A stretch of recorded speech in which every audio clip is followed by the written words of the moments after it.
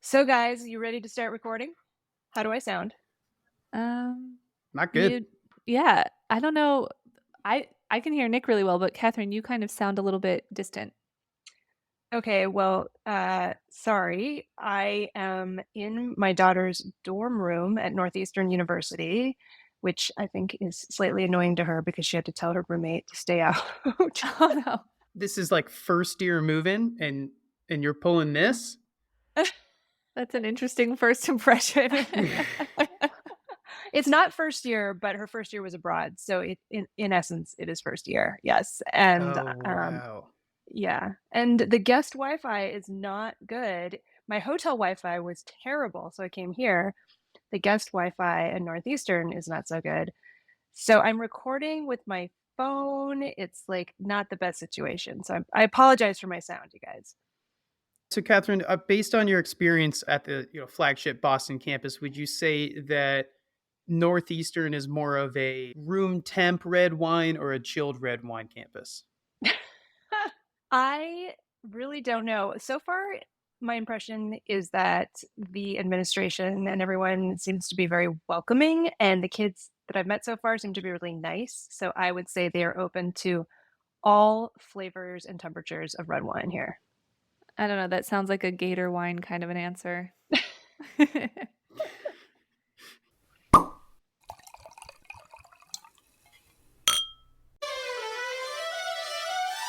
South African wineries are fans of wasps and bullshit. Napa Valley's tourist stats are good news. You may RSVP to your next wedding invite via Resy, and France welcomes new grape varieties. These are the foreign wine news stories we're following this week on your favorite wine news podcast, The Four Top. I'm Nick Toole, joined by Catherine Cole and Ruby Welkovich.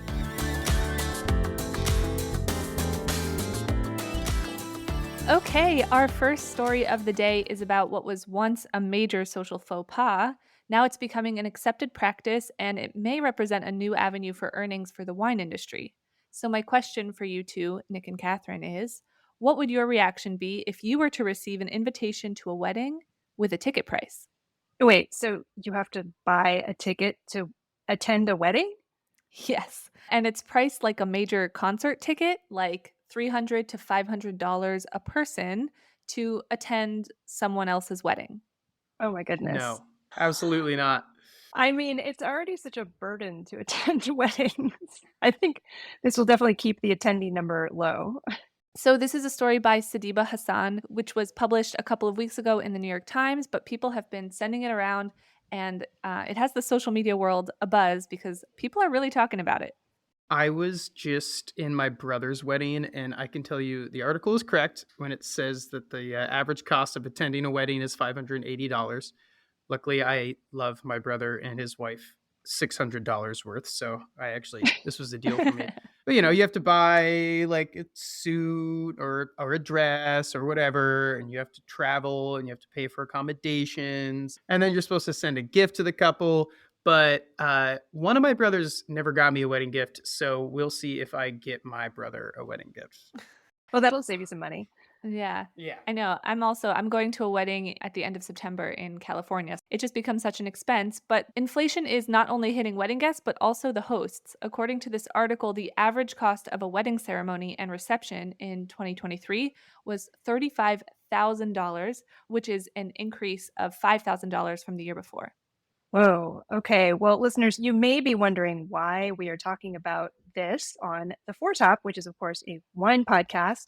Or you may not be wondering because many wineries, whether they like it or not, are in the wedding business. Weddings can be a major source of revenue for, if you have a picturesque vineyard estate. But the costs of hosting a wedding at a winery can be really daunting for the betrothed couple. And by the way, I just love saying the word betrothed because I love the book I Promessi Sposi by Alessandro Manzoni. Sorry, side note. Thank you for that. It's super expensive to rent out a winery for a wedding though, right? I've read that the venue fee alone can be anywhere from 1,000 to say 50,000, and that's before you rent the chairs and tables and all of that other essential stuff.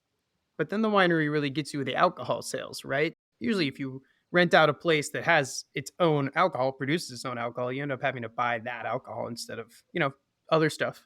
Right. Typically, you can't bring in your own alcohol unless it's something that the winery doesn't actually make. And this is where this trend may be of interest. If the practice of charging guests to attend your wedding gains traction, this may present some opportunities for wineries, maybe to bring in more wedding business or to at least creatively work around the increasing number of folks who are choosing to go alcohol free. With so many folks abstaining from drinking these days, I bet that will really impact winery wedding venue rentals. But I think I see where you're going with this, Catherine. If it becomes socially acceptable to charge your guests to attend your wedding, it could also become socially acceptable to ask every drinking guest at a winery wedding to pay for their wine. Yeah, and I guess that would be a deciding factor on whether or not the couple would rent out the venue. Like if half of your friends aren't drinking, you probably wouldn't think that a winery wedding is right for you. But if you don't have to pay for your guest wine, then, what is there to lose? Right. It's kind of like an open bar concept, but let's take it a step further. So imagine you're a winery and you're hosting a wedding, and you say to the betrothed couple, hey, all of your drinking guests are required to register through our website. This way, we can confirm that they are 21 years of age and they can pre order a bottle of wine, or they can just choose to purchase wine by the glass when they get here. So these guests are paying for their wine, but guess what? They've also been spending some time on your winery's website. Yeah, you can do it even simpler than that. Like maybe there's a QR code on every table and guests can scan the code and order wine that way. But now the winery not only has the wedding venue fee, and they haven't just sold wine, they also now have a bunch of wedding guests on their contact list, and most of them probably didn't bother to opt out of the mailing list. Exactly. Current wedding guests, future brand loyalists. So, it may not be such a bad thing to charge people to attend your wedding, right? I don't know that I could get behind that, but I do think that this could work really well for wineries in the future. I'm not used to buying a ticket to a wedding. I think that that's a little bit of like rage baity, TikTok, whatever. But, I went to see Taylor Swift in Amsterdam this year. I'm going to London now. So my budget is a little blown and no weddings for me until 2025. Well, with weddings on the brain, we are thinking about visitors to the Napa Valley. An article in Wine Business last week had some heartening news about those visitors to, Disneyland for adults. That's right, Nick. According to a new study, wine tourists to Napa Valley are becoming more and more diverse, with the number of Black wine travelers tripling between 2018 and 2023. Black visitors now make up 11% of the total visitors to Napa, up from just 4% in 2018. And that's really heartening news. Oh, I love hearing this. It makes me so happy because it means that the wine industry's efforts over the past few years to make everyone feel welcome have actually worked. Apparently, the number of Hispanic and Latino tourists has also nearly doubled since 2018, from 10% to 17%, and LGBTQ plus visitors also doubled from 4% to 8%. Hooray! And the demographic is also skewing younger. The average visitor age was 40 in 2023. That's 6 years younger than the average visitor back in 2018, who was 46 years old. Now, the study was produced by Future Partners, and it paints a positive picture for an industry that has been hurting over the past couple of years. According to the study, a whopping 95% of all visitors said they would be, quote, likely to return despite the high prices and, let's be real, the traffic on Highway 29. Yeah. Apparently, visitor spending and tourism alone generated more than $107.5 million in tax revenue for Napa County last year. That was a 26% increase over 2018 tax revenue. Now, if people start selling tickets to their weddings, will that move the needle up and down? Only time will tell. I will not be attending any of those weddings, but other people might. Same here. Stop the news. I want to tell you about the hottest bod in podcasting. And by that I mean BOD, or Business of Drinks, which is one of our favorite wine podcasts, or just podcasts in general. That's right. My amazing colleague, Erica Ducey, is the brain behind Business of Drinks, a podcast dedicated to helping drinks businesses grow and thrive. This summer, Scott Rosenbaum has joined Erica as co-host, and together they take a data-driven approach to analyzing the products and categories that get customers and consumers excited. It doesn't matter whether you're into wine, beer, or spirits, or even non-alcoholic drinks. Business of Drinks has you covered. They look at case studies, interview industry experts and visionary newcomers, and focus on identifying new business opportunities as they emerge. If you want to grow your wine, or beer, or spirits for that matter business, then listen to Business of Drinks on Apple, Spotify, or wherever you get your podcasts. Cheers. Cheers. We've got some exciting news out of France this week, folks. Ooh, is it that the US is currently in third place for the Paralympics? Because third is not bad. Third is respectable for sure, but this isn't a sports podcast yet. The exciting news in the wine world is that there are 4 new grape varieties on the updated list of authorized wine cultivars for French vineyards, thanks to Vidisphere for the hot tip about these varieties. Oh, yeah, this is exciting news. The 2 new white varieties, Kersus and Pinot Iskra, are both resistant to downy mildew and powdery mildew and are less prone to black rot. That's great news. Vidisphere compares Kersus to Chardonnay and Pinot Gris, while Pinot Iskra is apparently well suited for sparkling or highly perfumed wines. And then there are the red varieties, Pinot Cor and Volturnus. Like their white grape buddies, they are resistant to downy mildew, although Volturnus is not especially resistant to powdery mildew. Can I also add that all of these grapes sound like they could be planets in the Star Trek universe, which is a real plus. I'm not resistant to any kind of mildew, and I don't have a Star Trek worthy name, so respect for any of these grapes. Pinot Cours is described as having intense red fruit aromas, silky tannins, and a bit more color intensity than the well-known Pinot Noir. And then Volturnus is also apparently quite pungent with lots of red fruit notes. And on the fun sciencey side of things, its high anthocyanin content makes Volturnus wines good candidates for aging. I should note, though, that France is not exactly leading the pack here. These 4 varieties are already authorized and grown elsewhere in Europe. They were developed by VCR, which is not a video cassette recorder. It's a sizable Italian grapevine nursery called Vivae Cooperativi Rochedo.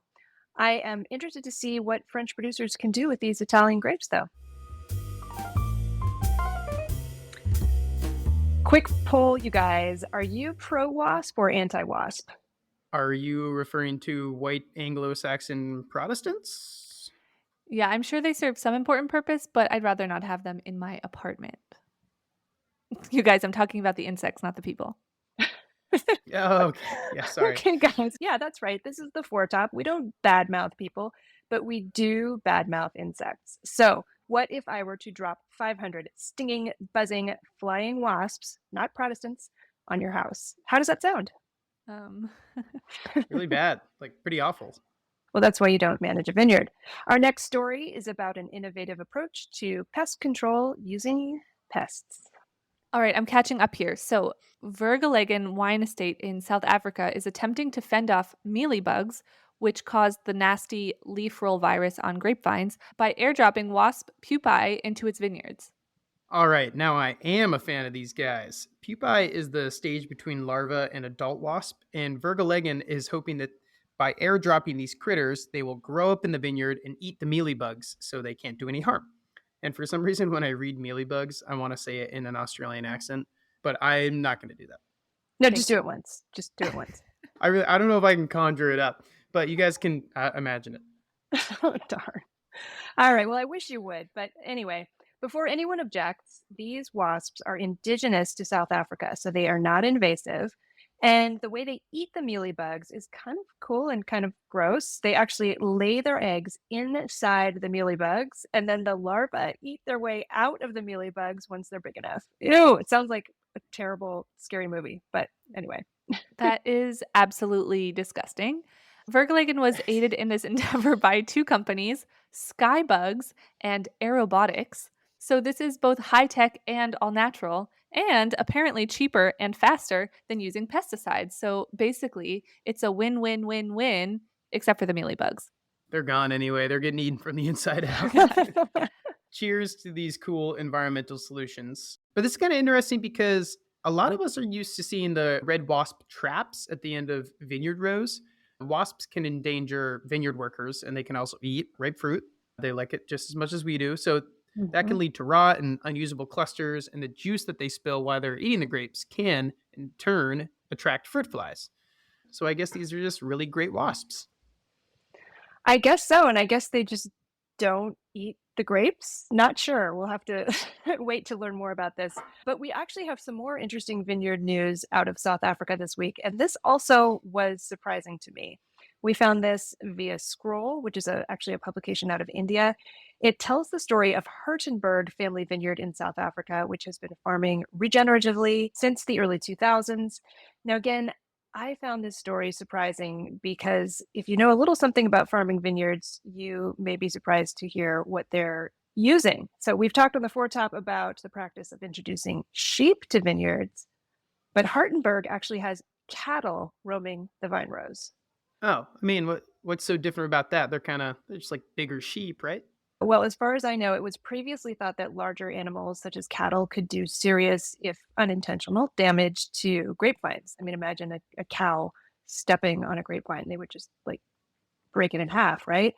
So Yeah. typically when, larger animals like horses or donkeys are used in vine tending, they're overseen by a handler. So the idea of letting cattle loose in a vineyard is kind of shocking to me, frankly. But apparently, just like they have those special wasps in South Africa, they have those special cattle. So yeah, this is a very cool African breed of cattle called Ankole, I believe, that apparently can greatly help with soil health. Yeah, and as it turns out, all those turning hooves, all the cud chewing, and the mixture of saliva, manure, and urine can work wonders on your soil. But even more interesting is that Hartenberg found that allowing ruminates to maintain the land changed the wine. Yeah, this is the crazy part. Hartenberg took one vineyard parcel and split it in two, creating a control plot and a grazed plot, and the resulting wines were not the same at all. First, the control plot yielded more grapes and larger grapes, whereas the grazed plot yielded grapes that were more concentrated and achieved ripeness at lower sugar levels. And the resulting wine from the grazed plot was described as more elegant, fresh, and full of red fruit notes, while the control plot was heavier and more structured with darker berry fruits and riper aromas. Well, this is really interesting news. I don't think it's news to anyone who farms that cattle manure is really good for soil health, but wow, I am really intrigued by this, especially the fact that control plot and a grazed plot turned out two different wines. This is really interesting, and I look forward to learning more over time. All right, question of the week time. So, our question of the week was cocoon glass worth the hype? Because last week we discussed this newfangled wine glass shape called the cocoon. It's shaped vaguely like a cocoon or an hourglass with an indent in the middle of the bowl. Right. Didn't we quote someone calling the lower part of the glass the power box? It's supposed to sort of pre decant a wine. I'm not really clear on how it works, but it is fun to say cocoon glass. Yes, and to quote one of our listeners, is that what they're calling them these days? That's not me. I'm actually quoting friend of the pod, John Bonnet, on our Instagram feed. By the way, John's Beaujolais maps are beautiful. Side note, nice work, John. All right, Catherine, stay focused. We're talking about cocoon glasses here, and listener LL Alexander commented on Instagram, "Oh, just stop it. Any wine glass aerates the wine. Give it a little swirl if you don't already do that compulsively." And I do. Thank you for pointing it out. Mhm. Aerates and develops in the glass. Enjoy how it changes right in front of you. This silly glass will work too. I also want to shout out Withington's Chelsea, who commented, aesthetically, I love the looks and feel of my Josefina, though more natty wines show more flaws. It's nice to have those flaws muted. That's right. We mentioned last week that the Josefina Hütte cocoon glass sells for $99 a stem. So it sounds like you maybe are not going to want to make that investment if you drink a lot of natural wine. Well, thanks for your comment, folks. And what should our next question of the week be? Would you pay to go to a wedding? How about that? Yeah. I hope everyone's answer is no.